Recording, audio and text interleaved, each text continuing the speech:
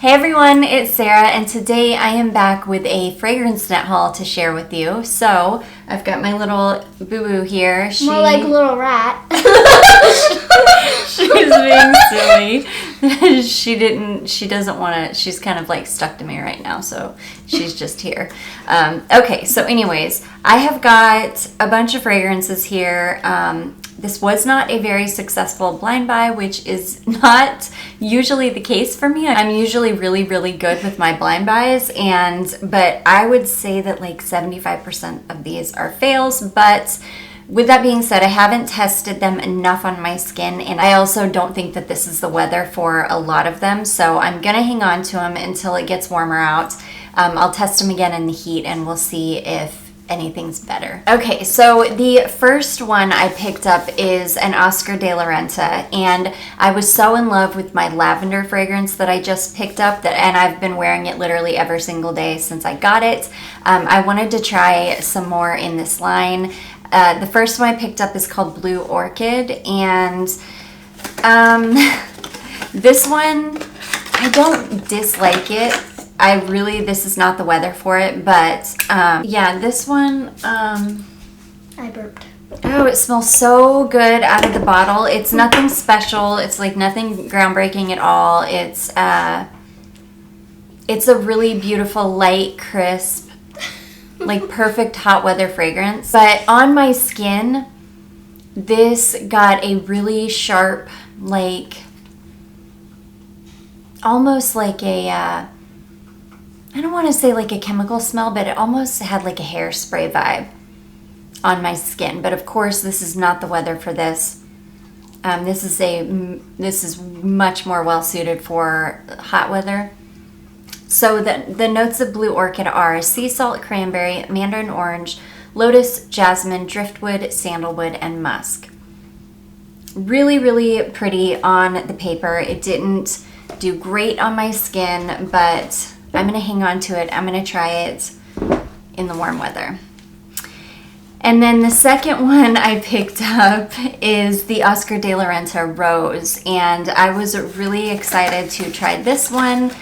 This one had really beautiful notes in it, and it also, somebody told me that it was similar to Stella, or maybe I read that in a review. I can definitively tell you it's nothing even close to Stella. I love the bottle though. It's this beautiful like hot pink bottle. Really pretty bottle. I want to eat the perfume too. With the bottle. Oh yeah? You want to eat the perfume, huh? I've eaten perfume on accident before. Okay, so you have. Okay, so right off the bat, this has a ton of like alcohol. Listen to. I want the camera to listen to these sounds. Yeah. Yeah, so this is immediately like an alcohol bomb. It is. I smell nothing but alcohol. Same. Same. Yeah. It smells disgusting. Yeah, it's super alcohol laden. So, rose is pear, lily of the valley, freesia, rose, damask rose, peony, musk, white woods, and white amber. And it's like I don't know, some of the rose is definitely starting to come through. But on my skin, this just ended up smelling, I don't know, really sharp. And I'm not getting a lot of rose. It's almost like all of the other ingredients are so synthetic smelling that it's just not a good one. This one was a total fail for me. I don't think even the weather is going to change how I feel about this one. So yeah, this Oscar Rose is a no-go. The Blue Orchid might work out, but the Rose is definitely not. This Blue Orchid? Yes. Blue Orchid. Okay, the next one I picked up is an Elizabeth Arden fragrance, and this is one that I've heard good things about. This is Elizabeth Arden Fifth Avenue Only NYC. And this one I picked up because it's got a honey note and a plum note in it, and I don't know. Spray it on this. Okay. I just felt like those would be. Okay, Want me to dry it off real quick? Okay. And this one. Ooh, smell good. You like it? It smells like feet. It smells like dry, crusty, musty, dusty feet. Oh, yeah? This one I'm going to really need to test on my skin. On the paper, it's not my favorite. It's very, like, nondescript smelling, sweet. I can't pick out any notes in it. I don't smell honey. I smell maybe a little bit of pear. And I don't think they're even, no. I mean, I can't smell really anything. It's just like a nondescript sweet smell. I'm not crazy about this one either. This is probably gonna just go up on Mercari because it's just not my cup of tea. So only NYC is mandarin orange, bergamot, blackcurrant, mimosa, honey, plum, wild peony, magnolia, orris root, sandalwood, and amber. So all notes that all notes that sound like, great notes, but I don't know why I ever buy any of these Elizabeth Arden fragrances because I usually don't like them. There's nothing wrong with them. They're perfectly fine fragrances. They're all like, mass appealing, usually smell nice, but they're just not interesting enough for me. So yeah, this is a no-go. So that is Elizabeth Arden, Fifth Avenue, only NYC. Okay, this next one is one that I'm on the fence about. I'm not sure how I feel about this one yet. This is Nina Ricci Lex Day's Caresse des Roses. And this is one that I've had on my list for quite a while just because I've got all the other ones and I just wanted to complete my collection. Okay. This one I'm going to keep in the box though because again, I don't know if I'm going to keep it. It's a beautiful bottle. I even like these little like hangy things on it. But this one just smells, I'm going to wait again. I'm going to wait for warmer weather for this one because I can't tell. This one has a ton of musk in it though. It's a good musk. It's not a bad musk. It's not a bad quality musk. It doesn't smell cheap or anything like that, but it's just a lot of musk and it really drowns out most of the rose. But I think I will like this in warmer weather, so I am going to hang on to it. It's really, really beautiful on the paper. But I remember when I tried this on my skin, I really couldn't smell much of anything. So look at this up close.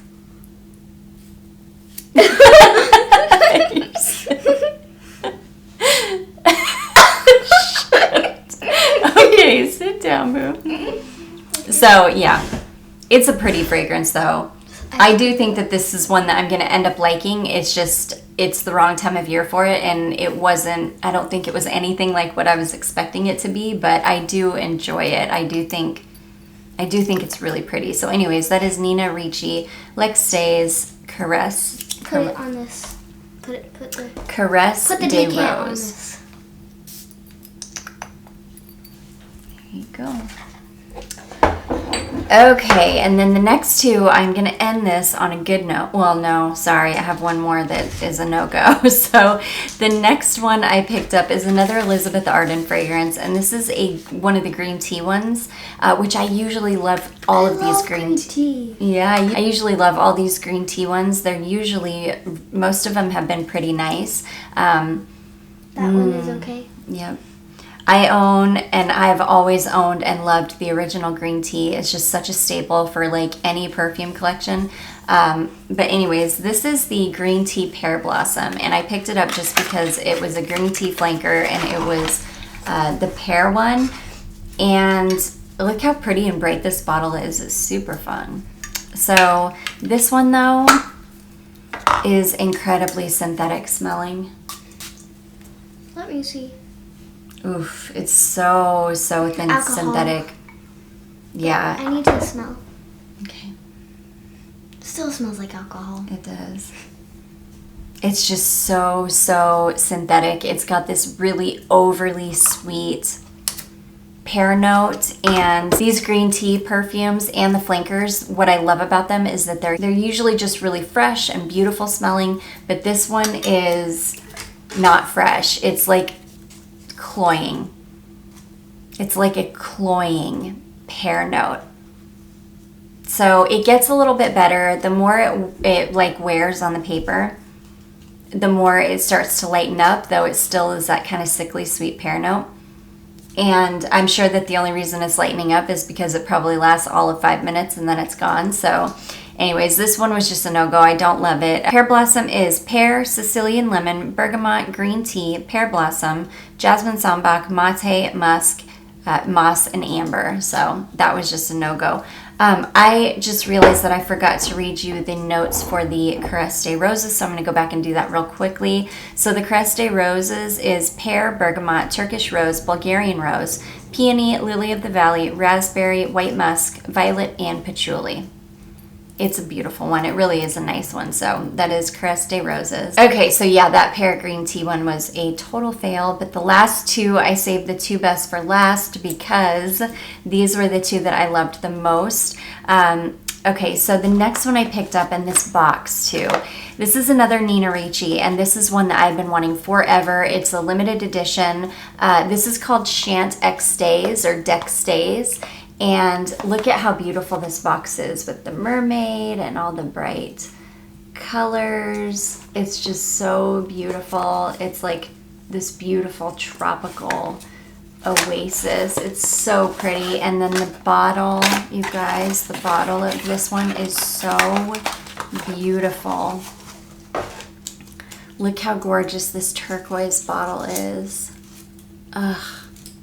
It's so stunning, and this gets really, really mixed reviews on Fragrantica.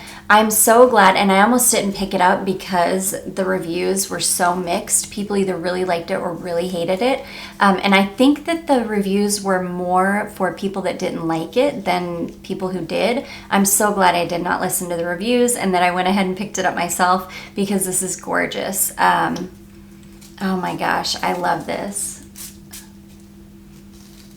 Oh, it's so beautiful. This is another Francis Kurkdjian creation as well. I love this. Yeah, this totally smells like it could be niche. It is so beautiful. And I think that that's why it's getting bad reviews, is because I think that maybe people just don't understand this one. It's so, so gorgeous. This is such an underrated little gem of a fragrance. Oh, I love it. Okay, so Chant Dex Days is raspberry, ginger, pink pepper, lemon, sea notes, rose, jasmine, magnolia, caramel, vanilla, musk, and ambergris. Oh my gosh, you guys. It really does smell niche. It smells very unique and expensive. It's like it's going to be a beautiful, unique summer fragrance. Oh, this was hands down the gem of the bunch. This is such a gorgeous fragrance. I am in love. So this is Nina Ricci, Chant Dex Days. And then last but not least is a travel spray. And I picked this up because one of you that follows me on Instagram told me about a couple of dupes for Hermes Ambre Narguilé. And this is one of them. This is Boucheron Ombre dAlexandri, and I can tell you definitively that it is such a dupe for Ambre Narguilé. It smells almost identical to it. It's such a beautiful apple pie amber fragrance. It's gorgeous, and it lasts pretty good on the skin. I've worn this once. I got about 4 to 6 hours out of it before it kind of faded away completely, but it's gorgeous. So it is pricey though. It's like $120, I think, for the full-size bottle of this, but it's gorgeous. If you want a dupe for Ombre Narguilé, this is totally it. But you could get the Dua dupe for like $65, or wait until they have their 25 or 30% off sale, and then you can get it for like $45 or something, maybe 50, which is a lot better than 120. So anyways, Ombre dAlexandri is vanilla, tobacco, benzoin, amber, labdanum, ambergris, and musk, and it's beautiful. It's such a stunner of a fragrance. If I came across a bottle of this for a decent price, I would totally buy it, even though I already have like enough perfumes that smell like Ombre Narguilé that I'm good, but I would pick it up anyways. It's beautiful. So anyways, that is Boucheron Ombre dAlexandri. And that's going to be it, guys. That's it for my fragrance net haul. I hope you all enjoyed this. If you did, don't forget to give it a big thumbs up. Don't forget to subscribe before you leave, and I will see you in my next one. Bye.